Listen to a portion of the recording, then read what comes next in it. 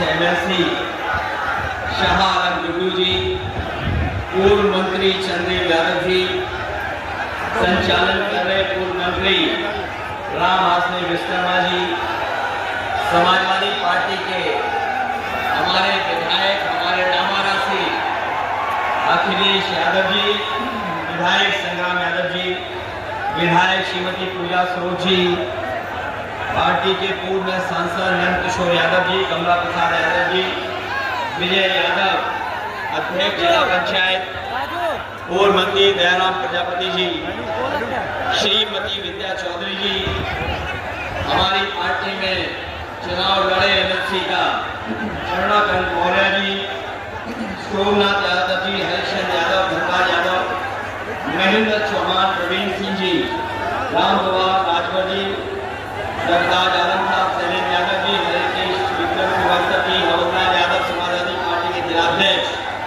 और हमारी पार्टी का लखनऊ में पक्ष रखने वाले आईपी सिंह जी, और यहाँ पर बहुत सारे कांग्रेस पार्टी के, इंडिया गठबंधन के सभी सहयोगी साथी जो मंच पर हैं, हमारी पार्टी के सभी संगठन के पदाधिकारी और इस चुनावी जनसभा में उपस्थित हमारे सभी आदरणीय बुजुर्ग, किसान भाई, माताएं, बहनें और बड़ी संख्या में हमारे नौजवान साथी पत्रकार बंधु, मैं सबसे पहले यहाँ आए हुए आप सबका बहुत बहुत धन्यवाद और आभार प्रकट करना चाहता हूँ। मैं देख रहा हूँ जहाँ पंडाल पूरा का पूरा भरा दिखाई दे रहा है, पंडाल के आसपास भी जहाँ कोई छाया की जगह नहीं थी, उसके बावजूद भी बाएं और दाएं तरफ और पीछे तक मैं देख रहा हूँ जहाँ सड़क के किनारे जहाँ ऊंचाई पर खड़े हैं, और इधर पेड़ों के नीचे, पेड़ों के ऊपर बड़ी संख्या में लोग दिखाई दे रहे हैं। मैं सबका बहुत बहुत धन्यवाद और आभार प्रकट करूंगा, और यही जन समर्थन हमें भरोसा दिला रहा है कि न केवल यहाँ से धर्मेंद्र यादव जी जीत करके जा रहे हैं, बल्कि रिकॉर्ड मतों से यहाँ की जनता उन्हें इस बार लोकसभा में भेज रही है। वैसे तो हमारे लिए इटावा, मैनपुरी, कन्नौज और आजमगढ़ घर जैसा है, लेकिन असली गढ़ अगर कोई है तो वो हमारा आजमगढ़ है। और ये आजमगढ़ केवल एक सीट जिताने नहीं जा रहा है, आजमगढ़ लालगंज तो जीत ही रहे हैं, लेकिन इस चरण के पूरे पूर्वांचल की हवा बदल रहे हैं।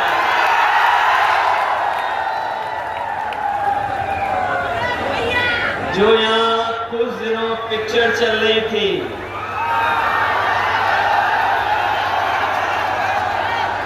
कुछ दिनों से यहाँ कुछ पिक्चर चली थी, कुछ दिनों के लिए,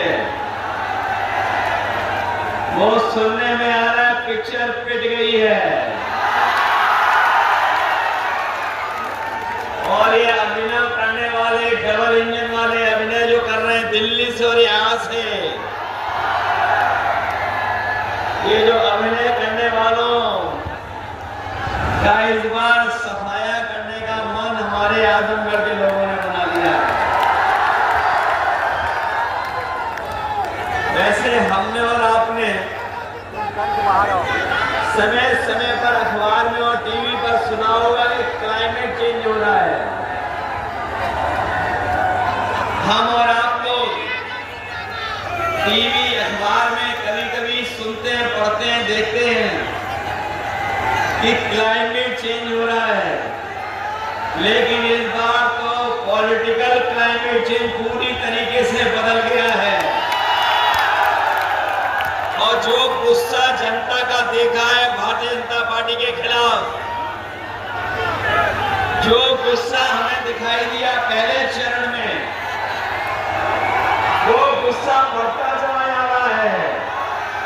सातवां चरण जब आएगा तो जनता का गुस्सा सातवें आसमान पर होगा। बताओ, भारतीय जनता पार्टी का सफाया होना तय हो गया कि नहीं हो गया?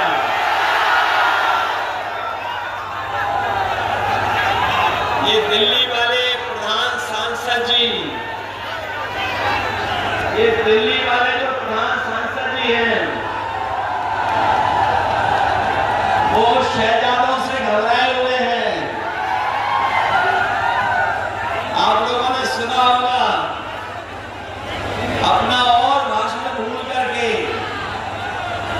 आजकल शहजादों पे भाषण दे रहे हैं। ये शहजादों में भाषण देने वाले शहजादों से इसलिए घबराए हुए हैं, इस बार शहजादे शय भी देने जा रहे हैं और मातमी चुनाव उनको देने का काम करेंगे। जब वोट की गिनती होगी,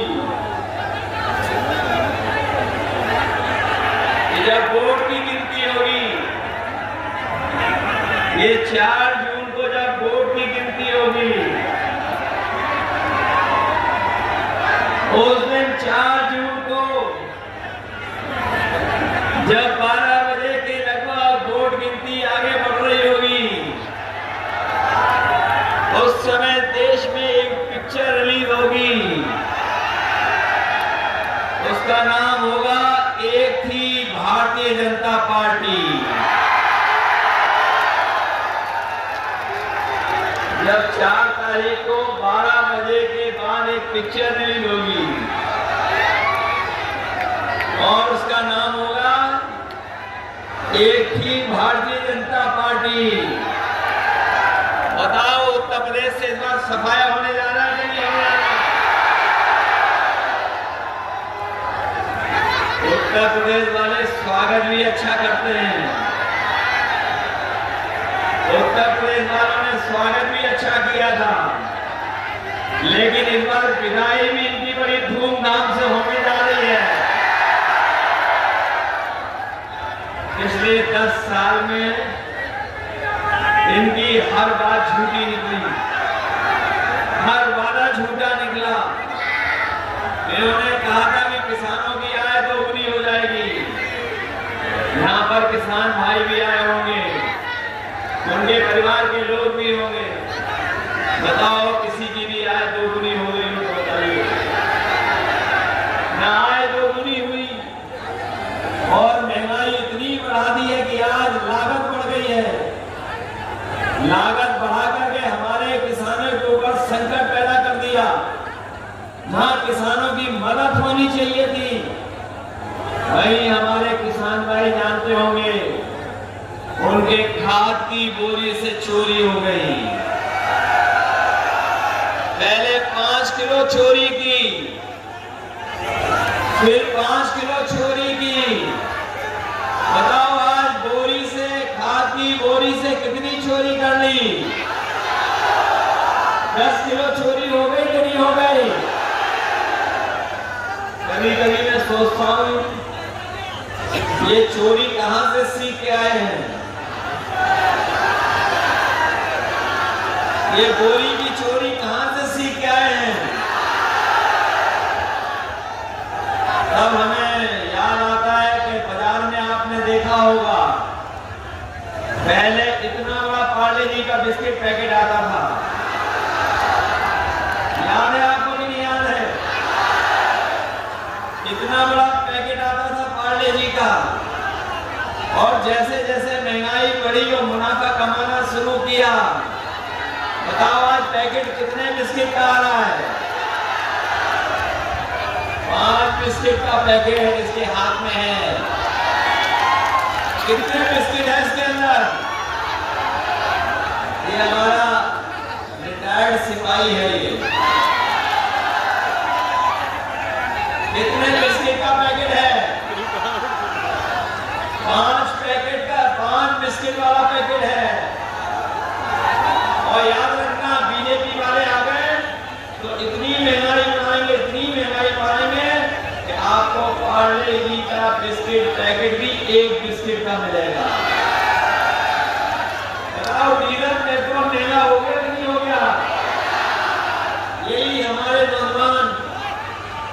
जब मोटरसाइकिल खरीदते थे 10 साल पहले कितने रुपए की आती थी? पहले 10 साल पहले मोटरसाइकिल की कीमत क्या थी और आज कितनी हो गई? 1 लाख पार हो गई कि नहीं हो गई? और केवल डीजल पेट्रोल मोटरसाइकिल नहीं, आप बाजार में जाते होंगे, आप बाजार में देखते होंगे हर चीज महंगी करती है। न केवल महंगाई बढ़ाई है, बाजार में चीजों को छोटा भी कर दिया और पैसा आपसे वसूला जा रहा है, आपसे मुनाफा ले रहे हैं। और कितना मुनाफा ले रहे हैं इसका कोई हिसाब किताब नहीं है। कभी आपने दवाई ली होगी बुखार की, जो बुखार की दवाई वो भी महंगी हो गई। कुछ दिन पहले आप लोग जब बुखार की दवाई लेते थे तो 500 मिलीग्राम की गोली से बुखार उतर जाता था, लेकिन इधर डॉक्टर 650 की एमजी की गोली दे रहे हैं। उसके बाद भी बुखार उतरेगा नहीं उतरेगा कोई पता नहीं। और आपको हमको इन्होंने बताओ जबरदस्ती वैक्सीन लगवा दी थी कि नहीं लगवा दी थी? कोई बचा तो नहीं जिसने वैक्सीन नहीं लगाई? ये हमारे पुलिस के भाई लोग हैं, ये लोग लगवाना नहीं चाहते थे, लेकिन सरकार ने इनको जबरदस्ती लगवा दी। और अब पढ़ लिया होगा, सुनने में आया होगा कि जिनके वैक्सीन लगी है वो बीमार जल्दी हो जाएंगे, हार्ट अटैक जल्दी हो जाएगा। ये बात पता है कि नहीं पता है? और वही कंपनी वाले जिन्होंने हमें आपको वैक्सीन लगवाई वो अब कह रहे हैं कि हम वैक्सीन वापस ले लेंगे। बताओ कोई तरीका हो जब शरीर में वैक्सीन पहुंच जाए वो वैक्सीन बाहर कैसे आए ये बताने हमें कोई, बताओ कोई रास्ता है इसका? इन्होंने धोखा दिया कि नहीं दिया?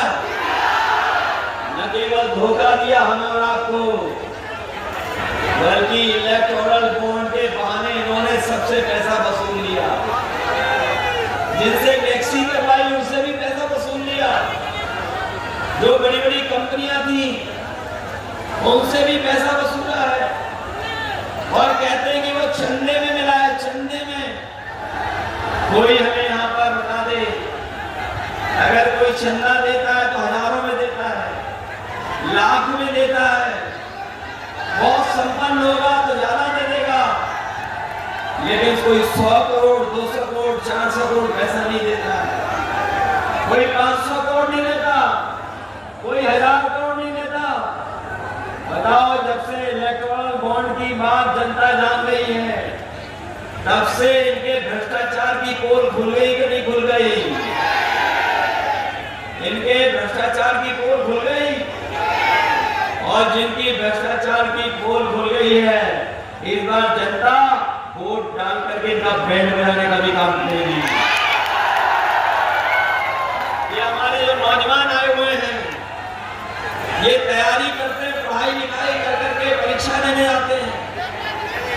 परीक्षा देने गए और परीक्षा दे करके घर लौटे तो पता लगा पेपर लीक हो गया।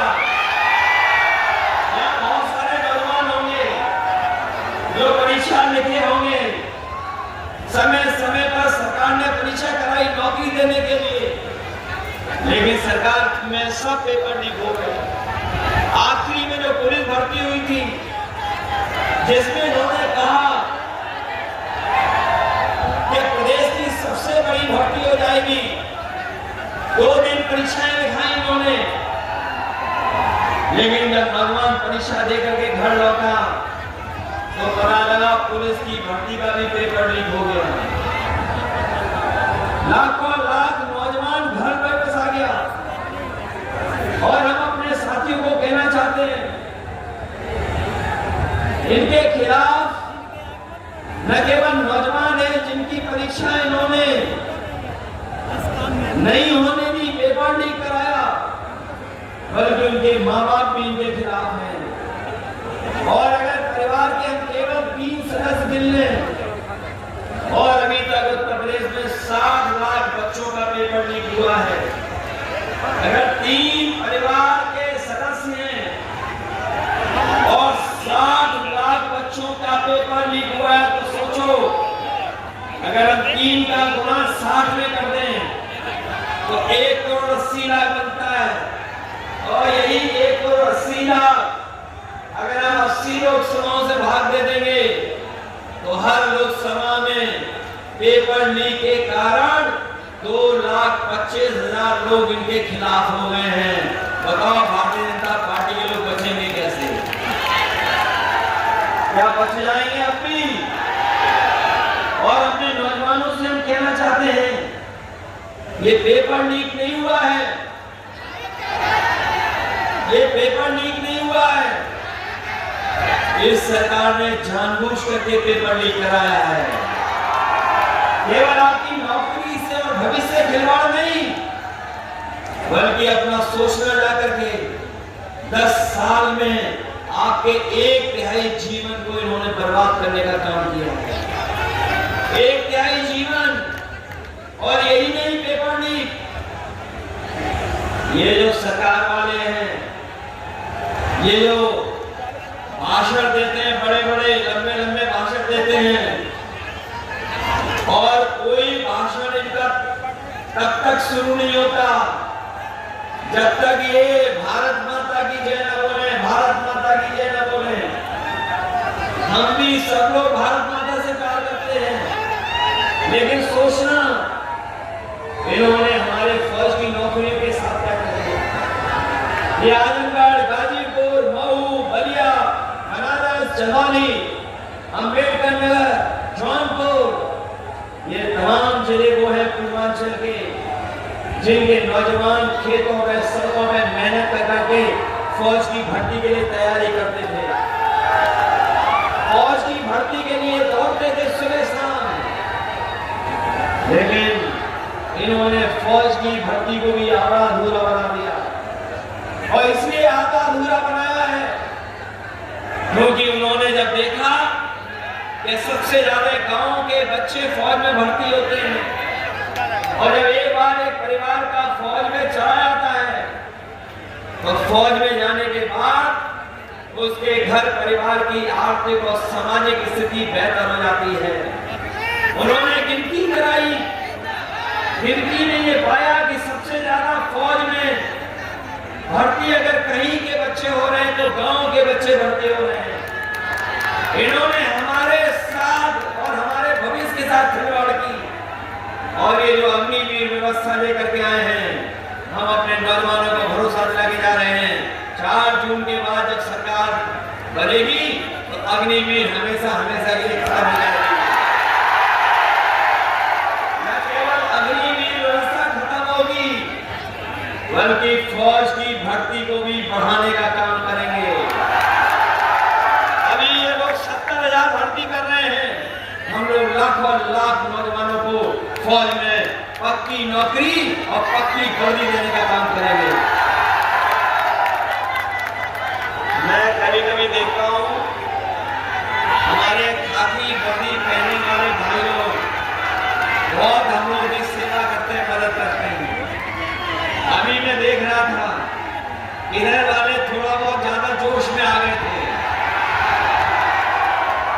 लेकिन उसके बावजूद भी हमारे खाकी वर्दी पहनने वाले भाइयों ने मदद की। मैं इन लोगों को भी सावधान करना चाहता हूं। अभी तो फौज की नौकरी हुई है 4 साल की, ये दिल्ली वाले, लखनऊ वाले द्वारा सरकार बना ली है, तो इन्होंने खाकी वर्दी पहनने वालों की भी नौकरी 4 साल की हो जाएगी। बताओ सावधान हो कि नहीं हो आप लोग?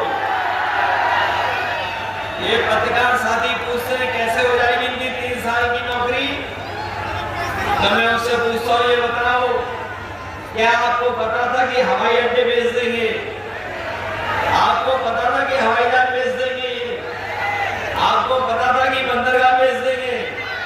क्या आपको पता था कि बड़ी बड़ी जो सरकार की कंपनियां वो बेच देंगे? क्या आपको पता था कि इलाहाबाद बैंक बेच देंगे? क्या आपको पता था कि आधी रात नोटबंदी कर देंगे?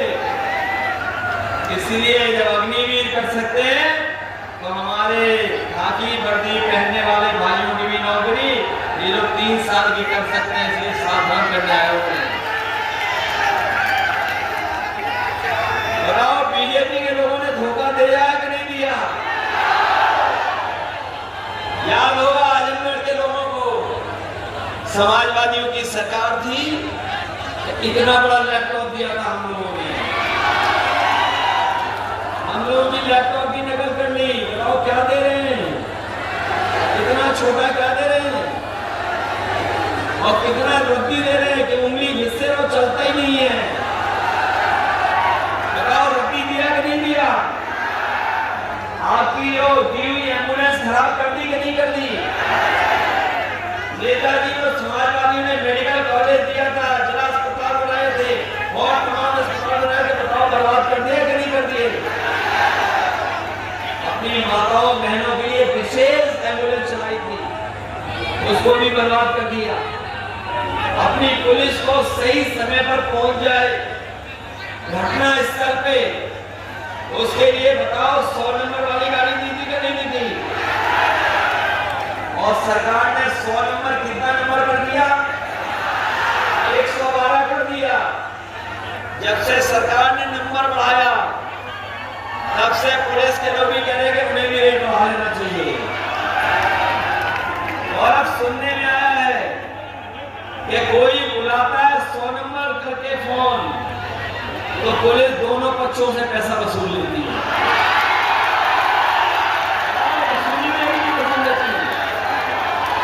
ये सरकार ने भ्रष्टाचार बढ़ा कि नहीं बढ़ा? इसलिए हम आपसे विशेष निवेदन करने आए हैं, आप लोगों से मदद मांगने आए हैं। ये जो अभिनय करने वाले हैं जिनकी पिक्चर पिट गई है, वो कहते हैं क्या कहते हैं कि हमारा आजमगढ़ से कोई रिश्ता ही नहीं है।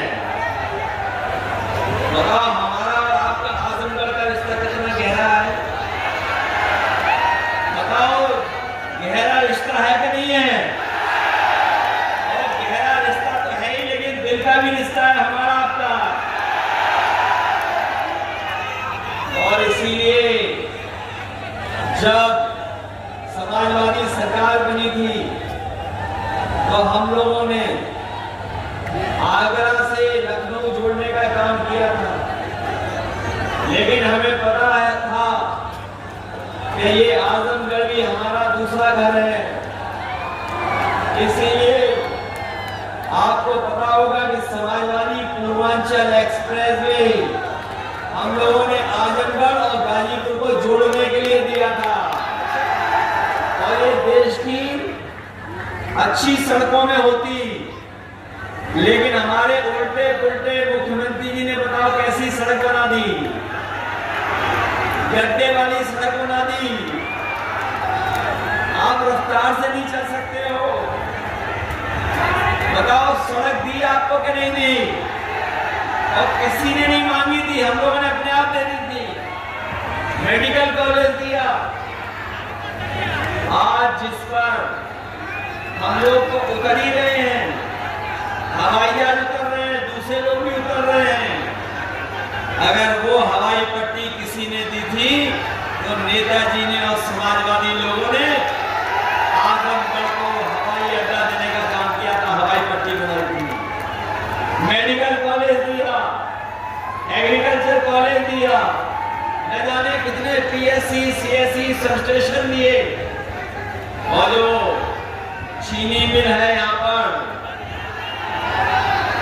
मुबारकपुर वाली, याद होगा? बताओ आप लोग सन्ना वाली कब से मांग रहे थे? कब से मांग रहे थे चीनी मिल? हमारे जमाली जी भी जानते होंगे और हमारे नवारासी भी जानते होंगे। वो सबसे कम समय में बना करके दे दी, लेकिन किसानों को गन्ने का रेट नहीं दे पा रहे। हम अपने किसान भाइयों को कह के जा रहे हैं कि आने वाले समय में उनके लिए अगर एमएसपी के लिए कानूनी अधिकार और गन्ने की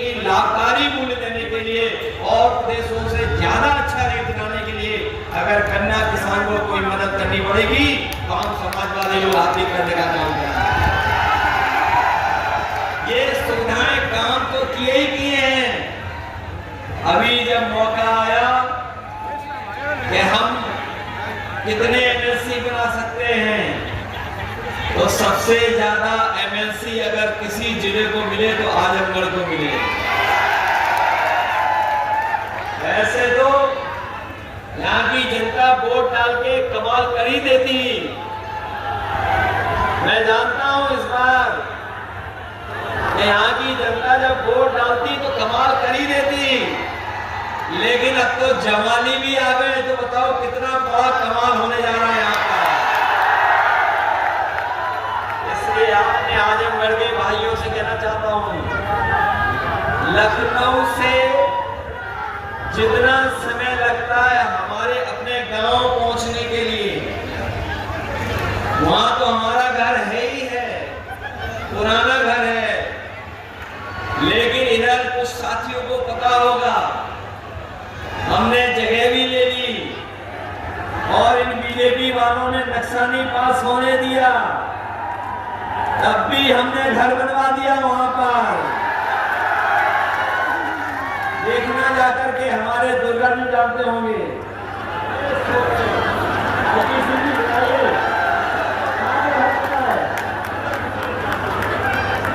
कहां पर घर बन रहा है हमारा, माइक से बताइए। मैंने ये कहा कि लखनऊ से सेहदा में, मधुरी रोड के बगल सेहदा में बन रहा है, सेहदा में जमीन भी ले लिया है और वहां पर घर बनाने का काम भी हो रहा है। लखनऊ से जितना समय लगता है हमें सैफई पहुंचने में, उतना ही समय लगता है पूर्वांचल एक्सप्रेस वे पे जब चढ़ जाते हो लखनऊ से, और जब उतरते हैं तो उतना ही समय लगता है, जितना समय लगता है सैफई उतना ही समय लगता है आजमगढ़ पहुंचने में। और सैफई में घर है हमारा, हमने जगह यहाँ भी ले ली है और बड़ी जगह ले ली, जिससे ही अपने साथियों से मिल भी सकेंगे, मिल भी लिया करेंगे। और इन बीजेपी वालों ने नक्शा नहीं पास होने दिया, तो हम भी समाजवादी हैं, हमने भी दूसरा रास्ता ढूंढ लिया और घर बना दिया वहां पर। जब 4 जून के बाद आएंगे तो उसी घर में हम समाजवादी लोग एक दूसरे को मिठाई खिलाएंगे। ये लोग अच्छे दिन तो लाए नहीं, बताओ अच्छे दिन वादा करने वाले अच्छे दिन लाए क्या?